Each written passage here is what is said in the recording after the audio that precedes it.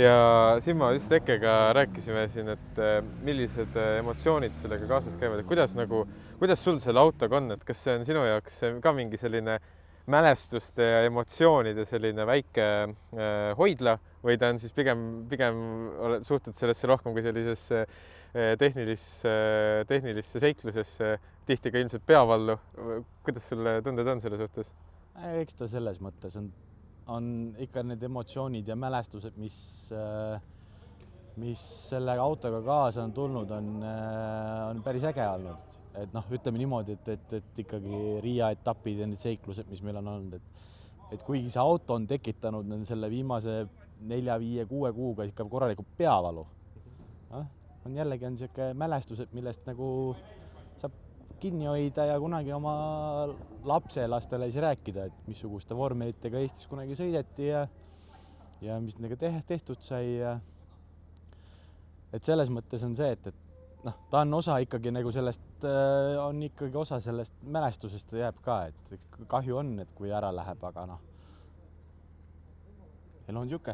Elu on siuke ja kas sa mainisid ükskord, et see on ju tegelikult sulle ka olnud selline selles mõttes õppimisprotsess, et nagu sellise tehnoloogiaga pole varem pidanud nagu ju tegelema? Ei, selles mõttes on iga autoga, mida sa ise ei ole nullist ehitanud, see on ikka kõva õppimine. Et ütleme niimoodi, et kui oleks ise ehitanud nullist selle auto, siis teadmised oleks kõvasti suuremad. Aga pead õppima selgeks need väiksed nüansid, et kus käib seib ja miks sinna see seib käib ja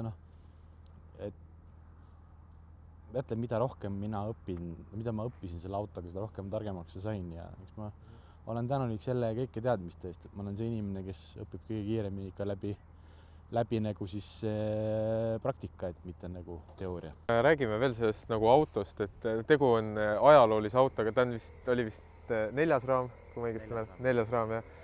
Et kas seal läbi nende aastate, millal olete nüüd sellega tegelenud, et kas olid mingid võib-olla sellised kindlad asjad ka, et näiteks, et selles asjas see auto oli eriti kapriisne, selles asjas ta oli just nagu alati kuidagi eriti hästi, võib-olla isegi konkurentidega võrreldes olid nagu mingid sellised, kui sa nagu iseloomustaksid seda autot, et mis on sellised asjad, mis kuidagi esimesena pähe tulevad? Kapriisne diiva, ma ütleks pigem niimoodi. Et arvestades sellega, et tal on nagu, nüüd ta on ju tegelikult, oleme ta jooksma saanud. Et need piduri probleemid, me oleme nagu need lahendanud. Täna nagu on näha, et inimesed ütlevad, pidurid on. Kapriisne diima sellepärast, et nad gaasitrossi hakkas jumpsima. Mis meil viimati oli, eelmine aasta oli Pärnus, siin samas suvel. Ja ma arvan, ma kutsuks teda diivaks pigem. Et kui talle midagi ei meeldi, siis ta näitab oma selle tuju välja aga ma ei oska nagu öelda, et kus kohas ta parem oskaks olla, et vaata siin on see asi, et sellest autost ei ole saanud kätte seda nagu 100%. Et kui see mootor oleks ikkagi oleks tehtud nagu ikka viimaseid piiri peale, siis ma arvan, et see oleks täna suht kiire auto. Pluss kui oleks ka läänepidurid, siis see oleks täitsa teistsugune aparaat. No siin nendest erinevatest aparaatidest rääkides, et kindlasti täna keskendume sellele päeval, aga kuna me natukene oleme nagu mänglevalt nendel teemadel rääkinud, et sinu plaan oleks nagu sinna asfaldi pealt rohkem kruusa ja muda peale vaadata edasi. Jah, ma ütlen, et minu see käik selles autospordis on olnud niimoodi, et mina alustasin 2008, alustasin ju noortesprintidega, kruusa peal, asfaldi peal.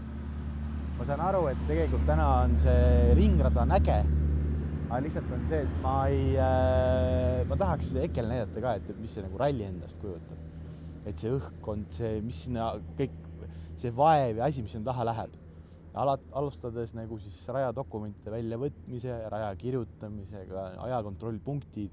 Ma tahan, et ta seda poolt ka näeks, et siis ta oskab võrrelda, et kumb nagu see pool see nagu vähe põnevam on, et siis ta oskab nagu võrrelda ka, et täna ma võin omast küljest öelda on see, et võistlustel käia on äge, seltskond ümberringi vapustab, aga vahepeal on seda lihtsalt tühjad tiksumist on nii palju, et see on see, mida ma pigem teen niimoodi, et ma käiks võistlemas niimoodi, et mul oleks kogu aeg midagi teha. kas ülesõidud või mis iganes, rehvi rõhu kontrollimine. Siin, kui Karl L läheb just rajale Eke suure hüüdlusega, et rohkem gaasi, siis ma arvan, et tänane tiksumine on muidugi selline tiksumine, et sellist tiksumist tuleb alati osata nautida ja kas võtad selle aja Estoniaga kokku, et mis on sulle see võib-olla 1 või 2 sellist kõige-kõigemat mälestust? Ma arvan, et kui võtta, siis ongi need esimesed 2, kui ma võtaks selle hooaja täna kokku, siis kõige rohkem jäävad need 2 poodiumit. Jääb see Eke Prahmakasse hotelli bukkimisel. Ja noh, mõtlen, see igal etapil on omad sellised plussid ja miinused, sellised eredad mälestused, naljad. Ma ütleks, kui ma annaksin 5 pallisüsteemi selle hooajale, siis ma paneks siuke tugeva 4.